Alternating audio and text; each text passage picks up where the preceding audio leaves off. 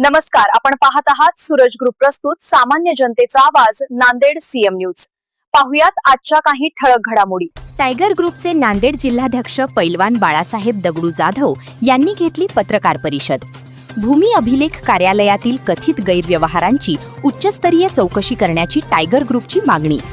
नांदेड येथील उपअधीक्षक भूमी अभिलेख कार्यालयातील कथित बनावट फेरफार व गैरव्यवहारांची उच्चस्तरीय चौकशी करून संबंधित अधिकारी व कर्मचाऱ्यांवर फौजदारी गुन्हे दाखल करावेत या मागणीसाठी उद्या 14 ऑगस्ट पासून मुंबईतील आझाद मैदानावर बेमुदत आमरण उपोषण करणार असल्याचा इशारा टायगर ग्रुपचे नांदेड जिल्हाध्यक्ष पैलवान बाळासाहेब दगडू जाधव यांनी गुरुवारी पत्रकार परिषदेत दिला।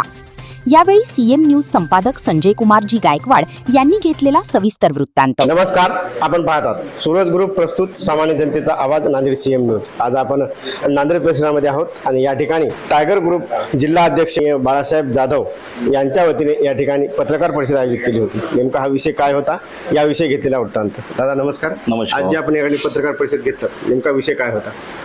मी गेल्या 1 वर्षापासून नांदेडचं पीआर कार्ड ऑफिस म्हणजे भूमी अभिलेख ऑफिस या ठिकाणचे भ्रष्टाचार जे झालेले आहे ते सगळे मी ओपन करत आहे, पण ह्याच्यावर कुठलाही अधिकारी ॲक्शन घेत नाही। मी नांदेडच्या मेन अधिकाऱ्याला सांगितलं, संभाजीनगर सांगितलं, पुण्याला सांगितलं, पुण्याला उपोषणाला पण बसलो, पण ह्याच्यावर कुठंच ॲक्शन घेण्यात आलं नाही। तिथले अधिकारी आले, एक मंडळ नियुक्त केले, 3-4 लोक आले आणि निघून गेले, त्याच्यावर कुठलं ॲक्शन झालेलं नाही। इथं जे होत आहे भ्रष्टाचार त्याचं कशावर ॲक्शन घेतलं नाही। त्याचे प्रॉपर्टी चौकशी करा म्हणले ते केले नाही, काही FIR कॉपी आहे जे त्याच्यामध्ये घोळ आहे त्याची चौकशी करा म्हणलो ते पण त्यांनी केलं नाही। ह्या सगळ्यांचा मी गट्टा घेऊन, या सगळ्या गोष्टींचा गट्टा घेऊन, एवढा मोठा गट्टा आहे, अजून असे 3 गट्टे आहेत माझ्यापाशी, हे घेऊन आता मी मुंबईला जात आहे। ह्याकरता आज मी माझ्या सगळे पत्रकार बांधवांना या ठिकाणी बोलवलो आणि प्रेस कॉन्फरन्स घेतो की मित्रांनो, नांदेडमध्ये एवढा भ्रष्टाचार झालेला आहे भूमी अभिलेख ऑफिसला की हे पुणे, संभाजीनगर, नांदेडच्या लोकांना सॉल्व्ह होणार गेले। याकरता मी ॲक्शन घेतले, मुंबईला उपोषणाला बसायचं। जो आपण गट्टे आहेत हे भूमी अभिलेखाचेच आहेत या दुसरे आणखी काही जे ऑफिस असतील नांदेड परिसरामध्ये त्यांचे आहेत? नाही, सध्या तर मी फक्त एकच ऑफिसचा उघडा केलेला आहे भूमी अभिलेखचा। ज्या ठिकाणी गोरगरीब पीआर कार्ड ऑफिस जात आहेत पीआर कार्ड काढायला, ते सरळ मला म्हणले, भाऊ पीआर कार्ड काढणं म्हणजे सोन्यापेक्षाही महाग झाले। एक तर सोनं घेणं सोपं झालंय, पण पीआर कार्ड ऑफिसला पीआर कार्ड घेणं एवढं महाग झाले की बाहेर 10 कुत्रे दलाल सोडलेले आहेत, ते आम्हाला ऑफिसची पायरीमध्ये चढू देत नाहीत आणि मध्ये गेलं तो त्रुटी काढून आम्हाला बाहेर हाकलण्यात येते। मग बाहेरचे लोक कोंबडा कापल्याने आम्हाला कापतायत। मला वाटतं कायद्यानं एजंट लोकांना ऑफिसमध्ये फिरणं हे गुन्हा असते, तरी पण हे कशा प्रकारे एजंट लोक काम करत आहेत? म्हणजे काय कोड नंबर आहेत या बाहेर आहेत या कशा प्रकारे आहेत? ह्या एजंटाकडे डुप्लिकेट कार्ड आहेत बनवलेले। आणि सेकंड, हे लोक मधल्या अधिकाऱ्याला फोनवर विचारतात, साहेब मोठं काम आहे 20 तारीख घेऊ काय? 20 तारीख म्हणजे 20,000, साहेब 2 महिन्याचं काम आहे म्हणजे 60,000। ह्या पद्धतीने तारीख वाईज यांनी पैशाचं गोलमाल करतात, म्हणजे पुढच्याला कळाव नाही की किती पैशाचं व्यवहार चालले। 10 तारीख म्हणजे 10,000, 20 तारीख म्हणजे 20,000, 15 तारीख, 2 महिने म्हणजे 60,000। सर 2 महिन्याचं काम आहे, ह्या पद्धतीने पैशाचं व्यवहार करतायत। सरासरी आतापर्यंत भूमी अभिलेखाचा जो हा गैरप्रकार आहे आपल्या कधी लक्षात आला आणि आतापर्यंत आपल्याकडे प्रकरण किती आहेत त्याची?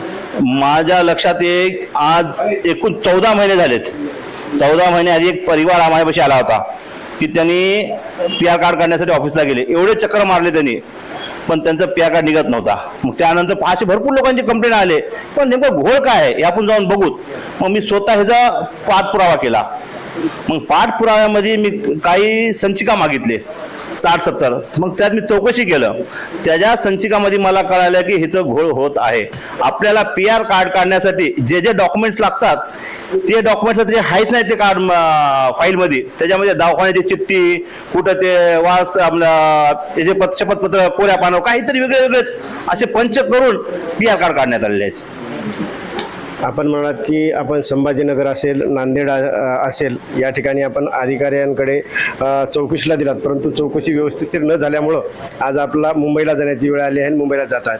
तर मुंबईला जाऊन काय करणार, तुमचं काय पुढची प्रक्रिया आहे? मी माननीय आपले बावनकुळे साहेब यांना पत्र पाठवलं, यांना मी भेटणार आहे की साहेब इथले अधिकारी म्हणतायत की आम्ही सगळ्याला मॅनेज केलो का, आपण पण मॅनेज झालात काय? मला हे शब्द तुमच्याकडून ऐकायचे आहेत। आता नांदेडला भ्रष्टाचार एवढं झालेला साहेब, गेल्या 6-6 वर्षापासून एकाच खुर्ची खुर्चीवर अधिकारी बसून हालायचं नाव नाही आणि भ्रष्टाचार करत आहेत. एक गोर माणूस जर गेला, गरीब माणूस काही बिआर कार्डसाठी, तर त्याच्यावर अन्याय होतो साहेब. ह्याकरता मी पुण्याला गेलो, संभाजीनगरला गेलो, पुण्याला उपोषणाला बसलो. मला पत्र दिले की आम्ही चौकशी करू, पण कुठलीही चौकशी झाली नाही. त्याच्यामध्ये नांदेडचे अधिकारी म्हणले तू कुठेही जा, आमचं काही वाकडं होत नाही, आम्ही सगळं मॅनेज केलेलं आहे. तर मला हे बघायचं आहे आता मुंबई पण मॅनेज आहे का. यासाठी मी मुंबईला 14 ऑगस्टला उपोषणाला बसणार आहे. संभाजीनगर असेल, मुंबई असेल, नांदेड असेल, आपण तक्रार केलात. नेमकी कुणाकडे तक्रार केला ती? संचिक ऑफिसला तिथं पुण्याला आणि संभाजीनगरला या ऑफिसचे पत्र आहेत माझ्यापाशी.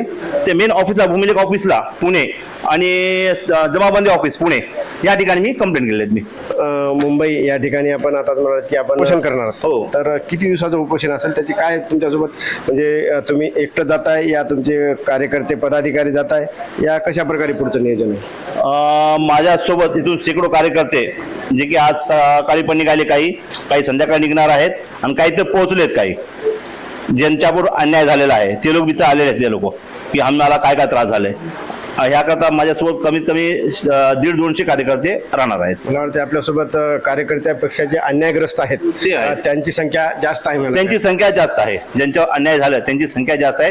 प्रत्येक घरातून 1-2 आलेले, त्यांचे पालक म्हणा, मुलं म्हणा, ते लोक येणार आहेत.